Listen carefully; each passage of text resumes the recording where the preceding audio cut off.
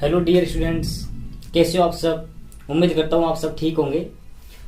हम पढ़ रहे थे क्लास 12th राजनीति विज्ञान भाग 1 शीत युद्ध का दौर। हमने 2 पार्ट पढ़ लिए हैं। हमने आपको शीत युद्ध की परिभाषा बताई है, उसके परिणाम बताए, उसके कारण बताए हैं। हमने आपको क्यूबा मिसाइल संकट बताया है। ठीक है, तो क्यूबा मिसाइल संकट के बाद में जो है हम पढ़ेंगे कि विश्व का 2 भागों में बट जाना। ठीक है, यानी कि जैसे शीत युद्ध चालू हुआ वैसे क्या हो गया, जो विश्व है वो 2 भागों में विभाजित हो गया। ठीक है, जो विश्व है वो 2 भागों में विभाजित हो गया। कौन? विश्व। ठीक है, विश्व का 2 भागों में विभाजित होना, विश्व 2 भागों में विभाजित हो गया। कौन कौन से भागों में? एक तो पूर्वी खेमा, ठीक है, सॉरी पूर्वी खेमा जिसका जो मुखिया था पोलैंड, पूर्वी जर्मनी और हंगरी। यानी पूर्वी खेमा का जो नेतृत्व करता था, जो नेतृत्व कर रहा था पूर्वी खेमा को, वो सोवियत संघ था। सोवियत संघ का जो खेमा था, यानी जो खेमा था उसका, जो सोवियत संघ जिसका नेतृत्व कर रहा था वो कौन था? पूर्वी खेमा। और जो पश्चिमी खेमा जो था उसका नेतृत्व कर रहा था अमेरिका, यूएसए, संयुक्त राज्य अमेरिका जो है इसका नेतृत्व कर रहा था। जिसमें देश शामिल थे पश्चिमी जर्मनी, इटली, ब्रिटेन, नॉर्वे और फ्रांस। यानी ये जो है मोस्ट इंपोर्टेंट जो है उस टाइम ताकतवर देश है। वैसे ये नहीं कि 4-5 देश थे, बहुत सारे और भी देश थे, लेकिन ये इंपोर्टेंट है। यानी ये जो है ये क्या है, ये देश जो है ये क्या उस टाइम में ताकतवर थे। ठीक है, शीत युद्ध शुरू होते ही विश्व 2 भागों में विभाजित हो गया। फिर पूर्वी खेमा जो सोवियत संघ का नेतृत्व कर रहा था उसका कौन? तो उसमें देश थे पोलैंड, पूर्वी जर्मनी, हंगरी आदि देश, अन्य देश और भी थे। और जो पश्चिमी खेमा था जो अमेरिका उसका नेतृत्व कर रहा था उसमें कौन कौन थे? पश्चिमी Germany, Italy, Britain, Norway, France. समझ रहे हो आप? अगर समझ नहीं रहे तो आप कमेंट करो, अभी हम कमेंट में आपको बताएंगे। ठीक है, तो ये थे भैया। तो जो है शीत युद्ध की शुरुआत, जैसे ही शीत युद्ध शुरुआत हुई वैसे क्या हुआ, जो पूरा विश्व है वो 2 भागों में विभाजित हो गया या 2 भागों में बट गया। समझ रहे हो आप लोग? ठीक है, जिसमें से 2 भाग कौन कौन से थे?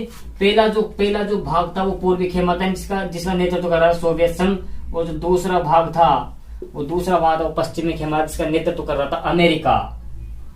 समझ रहे हो? ठीक है, तो इनमें देश शामिल थे, इनमें देश शामिल थे। ठीक है, तो ये जो जो पूरा विश्व जो 2 दुनिया में विभाजित हो गया था उसमें क्या था, जो छोटे छोटे देश थे वो क्या हो रहे थे, वो इन दोनों महाशक्तियों में शामिल हो रहे थे। जो छोटे छोटे देश थे वो इन बड़ी बड़ी महाशक्तियों में, दोनों महाशक्तियों में शामिल हो रहे थे। तो वो जो छोटे देश थे वो क्यों हो रहे थे, क्या कारण था कि वो इन महाशक्तियों में शामिल हो रहे थे, वो अलग क्यों नहीं रह रहे थे? तो उनके कुछ लाभ थे। उनके क्या लाभ थे? देखिए कि छोटे देशों को महाशक्तियों में शामिल होने के लाभ, छोटे देशों को महाशक्तियों में शामिल होने के क्या क्या लाभ थे? पहला, सुरक्षा का वायदा। ठीक है, यहाँ जो छोटे देश है वो बड़ी बड़ी महाशक्तियों में शामिल होते तो उनको क्या लाभ मिलता था कि वो जो है बड़े बड़े महाशक्तियों में शामिल होते थे। उसमें से जो पहला जो पॉइंट है वो क्या है? सुरक्षा का वायदा। जो महाशक्तियां थी दोनों, कौन थी महाशक्तियां कौन कौन थी? यही तो महाशक्तियां थी दोनों, ये दोनों तो महाशक्तियां है, अमेरिका और सोवियत संघ। ठीक है, सोवियत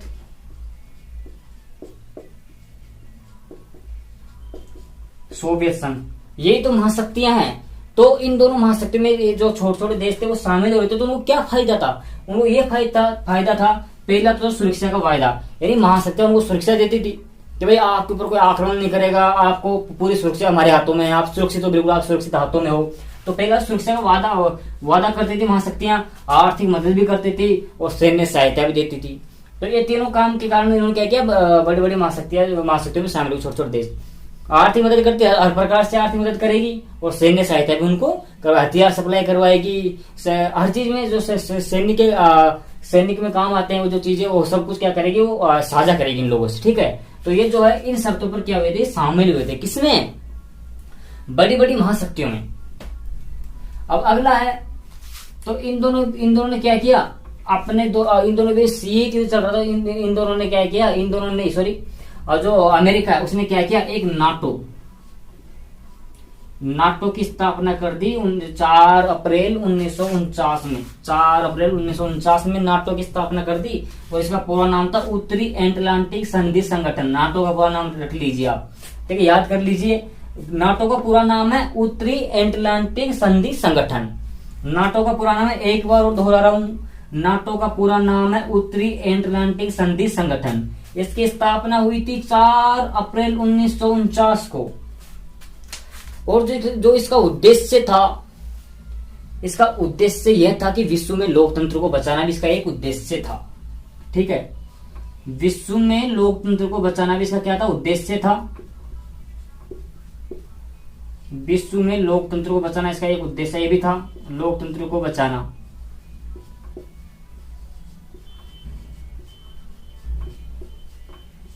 ठीक है, विश्व में लोकतंत्र को बचाना इसका उद्देश्य भी था। और दूसरा उद्देश्य ये था कि देखिए सभी सदस्य मिलजुल कर रहेंगे। यानी कौन सदस्य देश, ये जो अमेरिका के जो अमेरिका के जो सदस्य देश है, ये जो सदस्य देश है अमेरिका में जितने भी शामिल देश है, जो पश्चिमी खेमे में जितने भी शामिल देश है, ये सभी सदस्य क्या करेंगे, ये सभी सदस्य मिलजुल कर रहेंगे।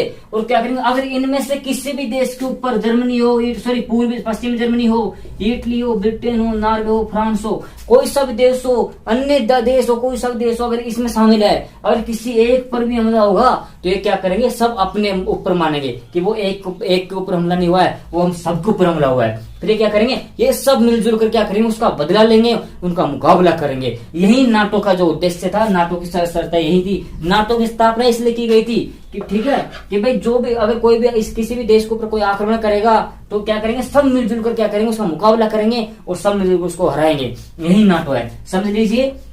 नाटो का पूरा नाम है उत्तरी अटलांटिक संधि संगठन। हिंदी बता रहा हूँ, हिंदी मीडियम से हो, ठीक है। स्थापना 4 अप्रैल 1949 को हुई थी। इसका उद्देश्य है विश्व में लोकतंत्र को बचाना। और इसका उद्देश्य दूसरा, सभी सदस्य मिलजुल कर क्या करेंगे, मिलजुल कर रहेंगे। और अगर एक पर भी आक्रमण होगा, ठीक है, अगर एक पर भी आक्रमण होगा, ठीक है, अगर एक पर भी आक्रमण होगा तो सभी अपने ऊपर मानेंगे। सभी देश, सभी जो देश है वो क्या करेंगे, वो अपने ऊपर मानेंगे कि ये हमला इसको एक के ऊपर नहीं हुआ, हम सबके ऊपर हुआ है, मानेंगे और मिलजुल कर मुकाबला करेंगे। ठीक है, और मिलजुल कर क्या करेंगे, उसका मुकाबला करेंगे, उन देशों का मुकाबला करेंगे जो इनके ऊपर हमला किया है। ठीक है, तो ये हो गई आपकी नाटो। अब देखिए, अमेरिका को मान लीजिए अमेरिका है, लेकिन सोवियत संघ भी कम नहीं था। वो किसी से कम नहीं था, सोवियत संघ भी किसी चीज से कम नहीं था। सोवियत संघ अमेरिका से कम नहीं था, तो उसने भी क्या किया, फट देने से उसने भी 1955 में एक स्थापना कर ली, एक संधि बनाई, यानी सोवियत संघ। यानी किसने बनाई, ये अगर क्वेश्चन आए तो ये सोवियत संघ ने नहीं बनाई, जो पूर्वी खेमा है उसने इसका निर्माण किया था, वार्सा संधि का। ठीक है, और जिसका नेतृत्व करता था वो सोवियत संघ था। ठीक है, पूर्वी यूरोप में दूसरी दुनिया भी इसको कहा जाता है। तो इसने क्या किया, इसने 1955 में एक संधि बनाई। और जो 1955 में जो उसने संधि बनाई थी, संधि की थी, ठीक है, अपने देशों के साथ, तो इसने क्या किया, इसका एक उद्देश्य था कि नाटो में जितने भी लोग शामिल है, ये नाटो किसने बनाई थी, ये नाटो अमेरिका ने बनाई थी। पूर्वी यूरोप के लोगों ने, सॉरी पश्चिमी यूरोप के लोगों ने क्या किया था, पश्चिमी यूरोप के देशों ने क्या किया था, ये नाटो की स्थापना की थी, अमेरिका नेतृत्व करता था। तो इसका उद्देश्य क्या था समझिए, ये वार्सा संधि का उद्देश्य क्या था कि जो ये जो अमेरिका है, ठीक है, अमेरिका और जो ये पूर्वी पश्चिमी खेमा है, पहली दुनिया है, उसमें जो नाटो है, ये नाटो, ठीक है, उसको 1 मिनट के लिए छोड़ दीजिए।